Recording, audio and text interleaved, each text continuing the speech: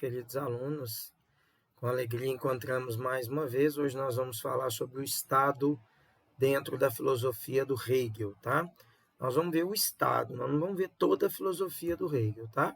Nós estamos falando sobre o contratualismo, né? Então, é natural que a gente fale a respeito só do Estado, né? Que é o contrato do Hegel, tá bom? Então tá aí, olha, o George Frederick Hegel, ele nasceu em 27 de agosto de 70, 14 de novembro de 1831, é um filósofo aí do século XIX, né? A escola tradicional dele é o idealismo e o hegelianismo. Ele influenciou notavelmente pesquisadores, sociólogos, filósofos, né, posteriores ou do seu tempo.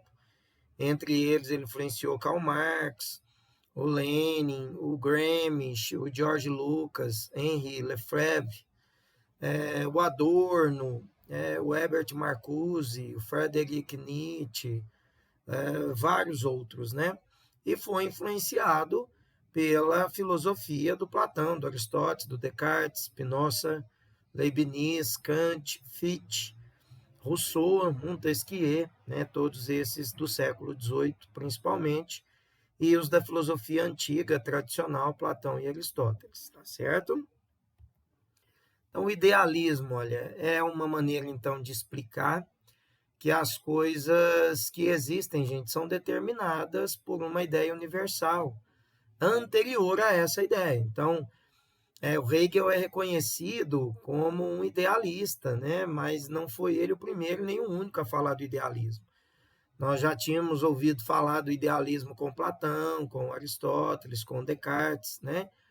Mas o Hegel, quando fala do idealismo, ele fala do idealismo enquanto projeto, né, gente? Enquanto projeto executivo mesmo, de Estado, de desenvolvimento de futuro, de planejamento, né? Para que a gente possa seguir efetivamente cumprir algumas etapas importantes do ponto de vista político, econômico, social, né? Administrativo. Então, é nesse sentido que o Hegel vai utilizar o termo idealismo. É por isso que a gente fala, fulano é um idealista, né? O Adriano é um idealista, quer dizer, é uma pessoa que vive de ideais, que traça ideais, que vive em busca desse sonho, que luta em busca da realização desse sonho, né? É daí que veio o termo idealismo, tá? Então, olha, para que seja construída uma casa, nesse exemplo, né? É necessário que exista antes uma ideia de como vai ser essa casa. Essa ideia não foi um indivíduo ou outro que decidiu como que seria, né? Tratam, na verdade, do quê? De uma ideia universal que se estende a todos os indivíduos, né? O planejamento, vislumbrar o modelo daquilo que seria essa casa, como seria propriamente a casa desses sonhos, ou aquela casa executável do ponto de vista prático, né? Do seu dia a dia, dos espaços, da funcionalidade dessa casa, né? Então, para Hegel, os conhecimentos úteis para explicar o mundo são aqueles verdadeiramente universais, são maiores do que a nossa vontade, né? O nosso ponto de vista só, né? Porque eles são recheados de quantidade, de existência, né? Do ser. Essas ideias tendem, então, a se tornar cada vez mais universais à medida que a razão humana progride na história. Então, aqui você já viu de onde que o Karl Marx pegou a ideia do materialismo histórico, né? Nós estamos estudando, terminamos o Karl Marx, e na filosofia do Marx nós vimos a teoria do materialismo histórico, que consiste exatamente em estudar, em acompanhar os acontecimentos materiais ao longo do processo histórico. Então, Primeira Guerra, Segunda Guerra, planos econômicos, a crise de 29, né? Todos esses grandes acontecimentos que marcaram a humanidade ao longo da história, elas vão servir de forma prática a entender a história da humanidade, a evolução, o pensar humano, a maneira como o ser humano planejou a sua vida, como que esses contratempos, como que a execução dessas ideias, guerra, dores, perdas, crises, né, marcaram o ser humano no sentido de restabelecer um novo parâmetro, uma nova metodologia, uma nova forma, né, de executar propriamente a sua vida, a sua condição e execução no plano político, econômico e social. Então, tá aí a ideia de você progredir ao longo da história, de você aprender com os acontecimentos históricos, né? De você entender o momento histórico, entender aquele momento atual, olhando a história, vendo como que esse olhar para a história possa ajudar o ser humano hoje a entender o presente e traçar metas para o futuro. Essa é exatamente a ideia do materialismo histórico que o Karl Marx herda, né, da filosofia hegeliana, porque o Hegel, assim como o Marx, eram alemães, e a história, né, a escola, melhor dizendo, alemã, né, do hegelianismo e do idealismo eram fortes, né, e foram seguidas por muitos deles. Vocês viram aqui comigo agora mesmo como que ele foi marcado, né, como que ele marcou e influenciou a trajetória de outros filósofos do século XIX posteriores a ele. Então, olha, acompanhe aqui comigo no slide. Ele vai falar: se a razão, como diz Hegel, né, é a certeza, olha, é a certeza consciente de ser toda a realidade, né? É verdade, olha, e a verdade, ela reside apenas no todo, mas as partes se tornam racionais à medida que praticam o todo de forma consciente. Então, aqui você já está vendo que ele está falando da ideia do totalitário, de entender o todo, né, que as partes são conjugadas a todo esse processo universal. O Estado, para Hegel, é exatamente esse todo ético organizado, né? É esse todo verdadeiro, porque a unidade é parte dessa vontade universal, subjetiva, né? Entende, então, o Hegel, gente, a substância ética, por excelência, significando, contudo, o Estado, né? A Constituição, os seus representantes, a liberdade concreta e efetiva. Para o Hegel, a gente só se realiza no todo, né? Nesse todo contido, ético, organizado, em que todos nós abriríamos, de certa maneira, um pouco mão desse subjetivismo, desse egoísmo, para que a gente contemplasse o todo em prol de todos nós, né? Veja bem que ele não está defendendo regime totalitário, né? Nós vamos ver que essa filosofia do Hegel foi utilizada no século XIX por oportunistas, né? Entre eles, nós podemos dizer aí o Herbert, né? Spencer, que usou dessa ideia para criar darwinismo, para criar modelos fascistas totalitários, né? Dizendo que o todo sobrepõe a parte, que o todo é maior do que o ser humano, que o todo é maior do que a unidade. Não era essa a intenção do Hegel, gente. A ideia do Hegel de Estado era um todo ético organizado. Quer dizer, nós só realizaríamos nesse todo ético, em prol de todos nós, realizando medidas que não fosse justificativa para que um fortalecesse, ganhasse, explorasse, né? Mas que esse todo ético se organizasse para o coletivo. Ético por isso, por conta da visão de direitos, da visão de reciprocidade, da visão de crescer concomitantemente, e não como a gente vê governos fascistas e totalitários, como o nazismo, fascismo, né, que vem sobrepor a vontade do governante, impondo o caos, vigiando, tutelando, impondo ameaça, falando que o exército vai dar golpe, né, mudando propostas ou efetivando mecanismos midiáticos de controle de fake news para se estabelecer no poder, assim como a gente vê modelos no próprio Estados Unidos, aqui no Brasil, na Hungria, né, em outros modelos que são fascistas, e está claro e estampado, gente, a característica de governos fascistas a partir do momento que se pede fechamento de processos e de mecanismos democráticos, né?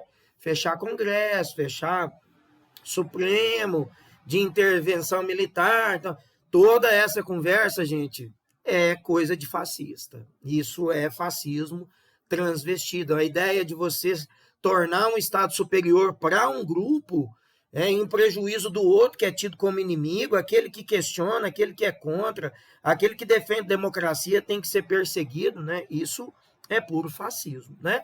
Pelo menos na doutrina, na história, é fascismo. Pode não ser para quem não quer admitir, mas historicamente falando, na visão do direito, na visão da história, no conceito de fascismo, é fascismo. Tá certo, gente? Então, veja bem que o Hegel não é fascista. Ele não defende um Estado majoritário maior do que todos, que vai impor só o que ele quer e todo mundo tem que se sujeitar ao Estado opressor. Esse é o modelo do Thomas Hobbes, né? Tá certo? Não vamos confundir, tá? Então, olha, o direito estatal externo repousa sobre relações, né, desses estados autônomos.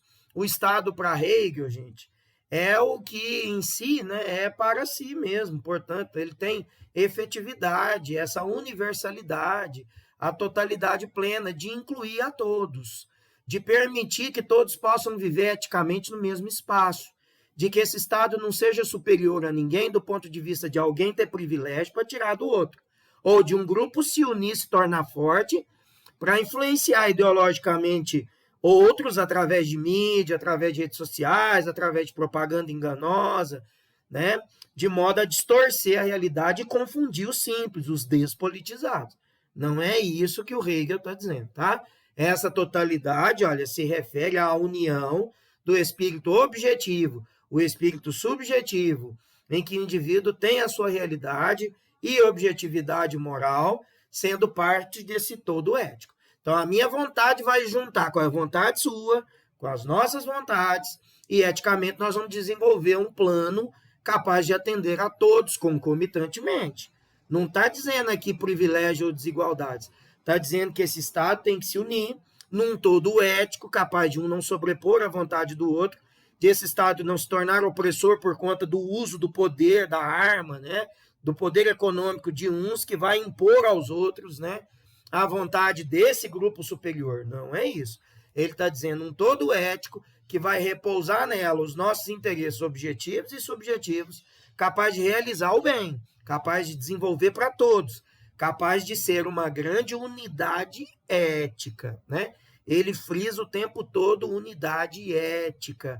E onde tem ética, não tem sobreposição de direitos de algum, de vantagens de algum.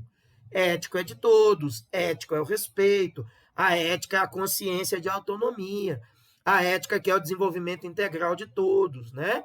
Então, a vontade do Hegel é essa, né? Um todo ético, capaz de desenvolver-se e trazer melhorias, né, para todos nós, né, para toda a coletividade.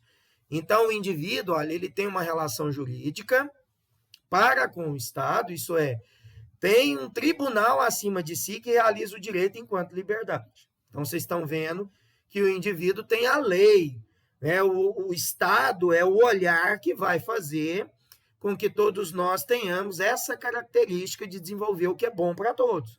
Não é um sobrepondo e impondo pela força a vontade dele ou do seu grupo, né? Então, essas relações entre Estados, né, diz o Hegel, não são da mesma natureza. Quer dizer, os indivíduos têm a sua natureza privada e o Estado tem a sua natureza estatal. Mas essas forças vão se conjugar no todo, no processo de transformação. Ó, sendo cada Estado uma totalidade em si para si, né? Sua vontade resiste, então, na particularidade para a qual se volta a substância ética, o povo, quer dizer, todos unidos em prol do mesmo processo. Não é vantagens para um em detrimento dos outros, tá? Daí que, não havendo nada acima do Estado, olha, a relação entre os Estados se dá de forma de contrato, né, de respeito mútuo, tá vendo? Contrato de respeito mútuo. O Estado tem que cumprir o papel dele e respeitar a vontade do povo. O povo tem que cumprir a sua cláusula no contrato e respeitar o Estado. Então, é uma via de mão dupla, né? A reciprocidade. Então, o Estado precisa ser reconhecido por outro para que tenha a sua legitimidade absoluta. Tá vendo? Então, verifica-se, gente, que essa consideração sobre o Estado que o Hegel traz para nós mostra a sua individualidade, né? No estado de natureza. Então, leva a compreender que se não há um acordo de vontade entre os particulares e o Estado, gente, essa só pode ser resolvida com guerra. Então, tem que ter esse acordo, porque senão vai ser guerra constante, vai ser atrito constante, né? É por isso que o Estado tem que Quantas vezes a gente vê o Estado que se torna opressor pela vontade dele, pela força, pela violência. Não é isso que o Hegel está dizendo. Ele está dizendo um acordo de vontade, de reciprocidade, via de mão dupla, né? A guerra, então, para Hegel, é legítima, pois além de ser considerada transitória, necessária, né? Porque contém em si a possibilidade da paz. Então, ela é transitória. Em alguns momentos, para se fazer respeitar, o Estado tem que ser forte. O Estado tem que usar do seu poder de polícia, né? Desse poder de soberania, né? Renovando a vaidade dos bens, né? E as causas temporais. Então, não dá para ser para sempre, porque aí ele é totalitário. Mas, em alguns momentos, o Estado tem que agir, né? Com punho, ele tem que impor segurança, ele tem que impor o mecanismo da lei, essa lei que tem que ser igual para todos, né? É isso que ele está dizendo. Então, fica, de certo modo, evidenciado aqui a pouca simpatia, né, que o Hegel tinha com a criação de um Estado mundial, né, de um modelo político universal totalitário, né, maior do que todos os outros. Né? Para que isso fosse possível, né, seria necessário, então, que tivesse um acordo unânime entre todos os Estados, de tal forma que prevalecesse a vontade universal, o que na visão dele é difícil, e na prática a gente sabe que é difícil mesmo, né, gente? Segundo Hegel, então, olha, dificilmente ocorrerá, né? Por quê? Porque as considerações dessa organização sempre repousariam sobre uma forma de contingência, né? Sobre princípios de uma vontade particular de alguém. E aí ele se tornaria opressor. Ele se tornaria, né, extremamente tirano, né? Então, o problema é, se o Estado é a razão efetivada, as contradições em seu interior não levariam à superação deste, né? Já que a lógica de Hegel sempre prevê uma síntese, não é isso? Então, mesmo que a razão não leve ao seu contrário, as contradições no interior do Estado serviriam somente para aperfeiçoar suas instituições, uma vez que a história universal é o progresso na consciência da liberdade. É a história do materialismo de novo, né? O Estado, então, e o Estado, gente, conforme o Hegel, é o fim, né, da história. Então, além disso, olha, conforme sua lógica, né, não haveria para Hegel ter concedido uma organização mundial, porque para ele seria inviável, né, esse Estado que comunicasse de modo universal com todos, né, um todo pleno, né.